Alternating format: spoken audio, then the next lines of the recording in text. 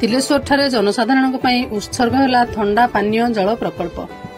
आज अपराह 3टा समय हरभंगा ब्लॉक तिलेश्वर पंचायतर तिलेश्वर ग्राम रे जनसाधारण थंडा पानीय प्रकल्पर उत्सर्ग होईछि।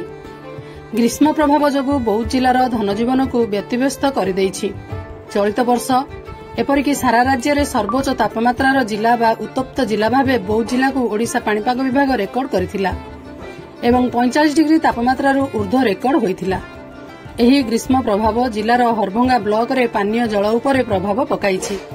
पीवा पानी पई हाहाकार मनुष्य समाज सहित पशुपक्षी जीव जगत पानीय जलकष्ट को नहीं ब्लॉक रो जनगहलीपूर्ण तिलेश्वर बजार ठारे तिलेश्वर युवा व्यवसायी तथा समाजसेवी अर्जुन कुमार प्रधान जनसाधारण ठंडा पानीय जल प्रकल्प को उत्सर्ग करी प्रकल्प को रीतिनीति रे पूजार्चना करी शुभ उद्घाटन करिसेंती।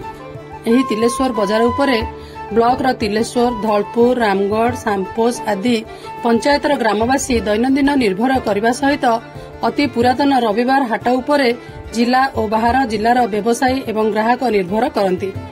तेणु एभली जनगहलीपूर्ण तिलेश्वर बजार रे सी प्रधान ठंडा पानीय जल प्रकल्प जलकष्ट दूर करिबो बोली जनसाधारण रे मत प्रकाश पाइबा सहित एभली महानियता कार्य को बुद्धिजीवी महल रे प्रशंसार पात्र होईछि।